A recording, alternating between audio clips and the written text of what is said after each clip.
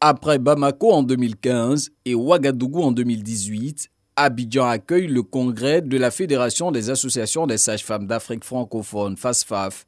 Ce troisième du genre bénéficie d'un soutien de taille, celui de la première dame du pays hôte.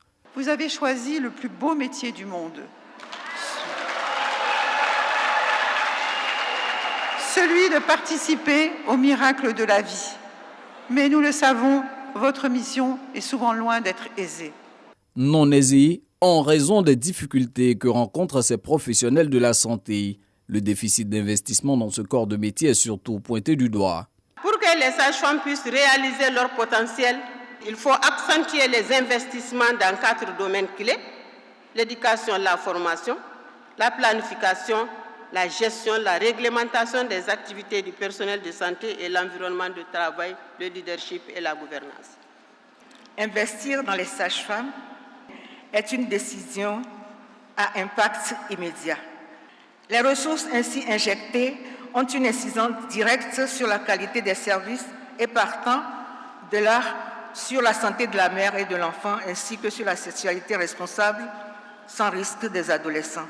Malgré ces attentes, les sages-femmes ont conscience de leur rôle prépondérant dans le système de santé. C'est pourquoi ce congrès d'Abidjan est axé sur leur contribution à la santé maternelle et néonatale en Afrique, car selon l'OMS, Organisation mondiale de la santé, environ 830 femmes meurent chaque jour dans le monde du fait des complications liées à la grossesse ou à l'accouchement.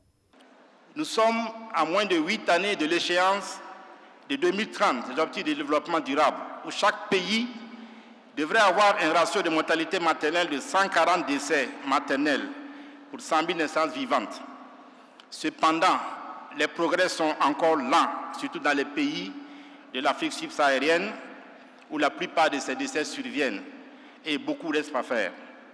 Je voudrais donc vous exhorter, chers congressistes, à saisir cette opportunité pour faire de ce congrès un moment de réflexion intense, à l'effet de formuler des recommandations pertinentes qui contribueront à l'amélioration de la santé de la population et plus particulièrement celle de la mère et de l'enfant dans l'espace de l'Afrique francophone. De 2012 à 2021, le taux de mortalité maternelle est passé de 614 à 385 décès pour 100 000 naissances vivantes en Côte d'Ivoire. Le taux de mortalité néonatale, lui, est passé de 38 à 30 pour 1000 naissances vivantes sur la même période. Ces résultats encourageants sont le fruit des efforts engagés par l'État, conjugués à ceux de la première dame Dominique Ouattara, dont la fondation Children of Africa a ouvert en 2018 un hôpital de référence exclusivement dédié à la santé du couple mère-enfant. Je voudrais vous exprimer mon soutien et vous remercier pour le travail remarquable que vous accomplissez au quotidien. Je vous invite à persévérer dans vos efforts et à entourer nos sœurs avec amour, douceur et gentillesse tout au long de leur grossesse et pendant l'accouchement.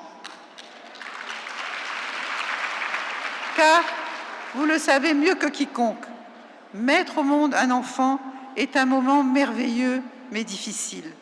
Et votre rôle est déterminant pour rassurer les futures mamans. C'est de cette manière que nous atteindrons nos objectifs, à savoir réduire significativement la mortalité maternelle et néonatale dans nos pays. Dominique Ouattara promet de plaider la cause des sages-femmes auprès des gouvernants. Ce troisième congrès réunit des associations de sages-femmes issues de 17 pays d'Afrique francophone. Il va durer 3 jours.